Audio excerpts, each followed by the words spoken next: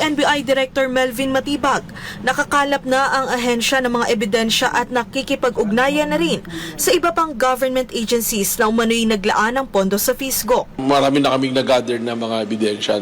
We have coordination with the other agencies na nagpasok din ng pera sa Fisgo kasi meron pa palang ibang government agency na naglagay ng pera doon. Batay sa inisyal na pagsusuri, sinabi ng NBI na aabot sa 6.7 billion pesos ang government funds na natukoy nitong napunta sa Fisgo.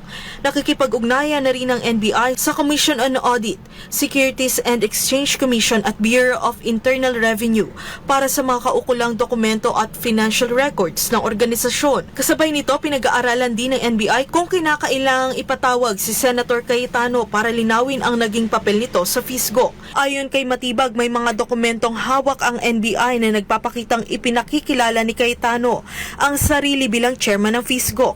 Ngunit sinabi ng NBI na hindi lumitaw ang pangalan ni Cayetano sa mga SEC records na hawak ng ahensya bilang bahagi ng board ng Fisgo. Well, merong mga documents na showing that he is introducing himself as the chairman of Fisgo. So that is something na kailangan magbigyan ng linaw dahil lumalabas sa dokumento na galing sa SEC, hindi siya kasama sa board ng Fisgo.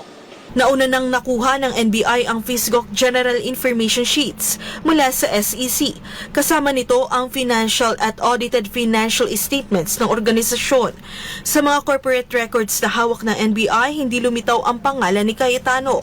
Samantala, inihayag ni Matibag na tatapusin muna ng NBI ang pagkuha ng testimonya mula sa mga opisyal ng Fisgo bago magdesisyon kung ipapatawag si Senator Cayetano. Tapusin muna namin na pagdumalo yung mga opisyal ng Fisgo. Saka namin i-decide. Matatandaan na nauna nang itinanggi ni Senator Cayetano ang aligasyon ng korupsyon sa Fisgo. Doon sa sinasabi niyang infrastructure, it was done by the BCDA. The chairman of the BCDA is one of the closest advisors of the president now. The president of the BCDA is one of the closest advisors and is a secretary now. And he said, medyo kaduda tong kumpanya na nanalo walang bidding. If I'm not mistaken, it's the same company who's making the City Hall of Pasig. So, I mean, if they want to investigate, go ahead. But by mentioning the organizing committee of the SEA Games, ako po chairman nun. Ang Fisgo ay isang pribadong organisasyong naatasang mga siwa sa paghahanda at pag-organisa ng hosting ng Pilipinas sa 2019 Southeast Asian Games. Ayon kay NBI Director Melvin Matibag, nakakalap na ang ahensya ng mga ebidensya at nakikipag-ugnayan na rin sa iba pang government agencies na umano'y naglaan ng pondo sa Fisgo. Marami na kaming nag-gather na mga ebidensya.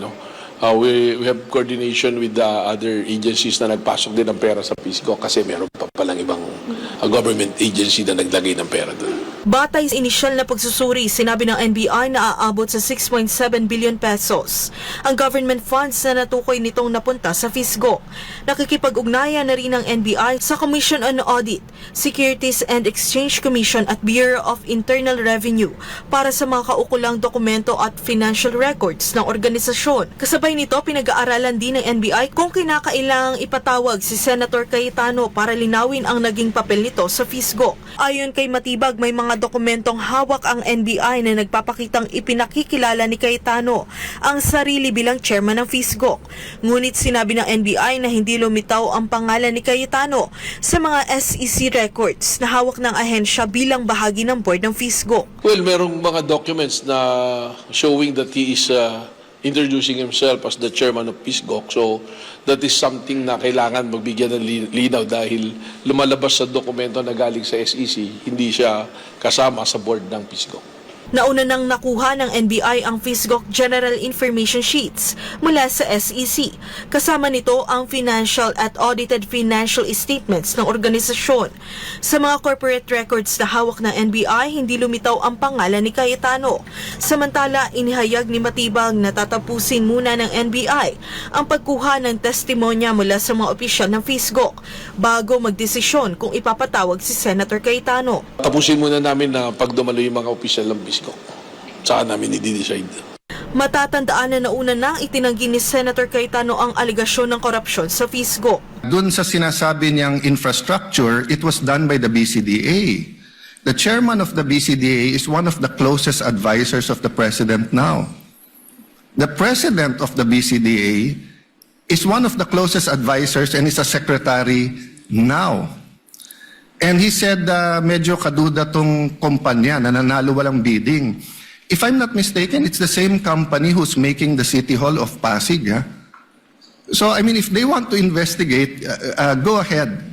But by mentioning the organizing committee of the SEA Games, ako po chairman nun. Ang FISGO ay isang pribadong organisasyong naatasang mga siwa sa paghahanda at pag-organisa ng hosting ng Pilipinas sa 2019 Southeast Asian Games. Ayon kay NBI Director Melvin Matibag, nakakalap na ang ahensya ng mga ebidensya at nakikipag-ugnayan na rin sa iba pang government agencies na umano'y naglaan ng pondo sa FISGO. Marami na kaming nag-gather na mga ebidensya, no?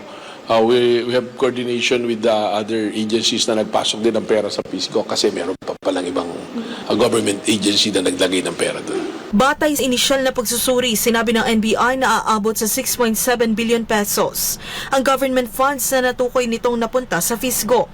Nakikipag-ugnayan na rin ng NBI sa Commission on Audit, Securities and Exchange Commission at Bureau of Internal Revenue para sa mga kaukulang dokumento at financial records ng organisasyon. Kasabay nito, pinag-aaralan din ng NBI kung kinakailangang ipatawag si Senator Cayetano para linawin ang naging papel nito sa FISGO. Ayon kay Matibag, may mga dokumentong hawak ang NBI na nagpapakitang ipinakikilala ni Cayetano ang sarili bilang chairman ng FISGO. Ngunit sinabi ng NBI na hindi lumitaw ang pangalan ni Cayetano sa mga SEC records na hawak ng ahensya bilang bahagi ng board ng FISGO. Well, merong mga documents na showing that he is introducing himself as the chairman of PISGO. So, that is something na kailangan magbigyan ng linaw dahil lumalabas sa dokumento na galing sa SEC, hindi siya kasama sa board ng PISGO. Nauna nang nakuha ng NBI ang FISGO General Information Sheets mula sa SEC. Kasama nito ang financial at audited financial statements ng organisasyon. Sa mga corporate records na hawak ng NBI, hindi lumitaw ang pangalan ni Cayetano. Samantala, inihayag ni Matibag na tatapusin muna ng NBI ang pagkuha ng testimonya mula sa mga opisyal ng FISGO bago magdesisyon kung ipapatawag si Senator Cayetano. Tapusin muna namin na pagdumalo yung mga opisyal ng PISGO. Saka namin i-decide. Matatandaan na nauna nang itinanggi ni Senator Cayetano ang alegasyon ng korupsyon sa FISGO. Dun sa sinasabi niyang infrastructure, it was done by the BCDA. The chairman of the BCDA is one of the closest advisors of the president now. The president of the BCDA is one of the closest advisors and is a secretary now. And he said, medyo kaduda tong kumpanya na nanalo walang bidding. If I'm not mistaken, it's the same company who's making the City Hall of Pasig. So, I mean, if they want to investigate, go ahead. But by mentioning the organizing committee of the SEA Games, ako po chairman nun. Ang FISGO ay isang pribadong organisasyong naatasang mga siwa sa paghahanda at pag-organisa ng hosting ng Pilipinas sa 2019 Southeast Asian Games.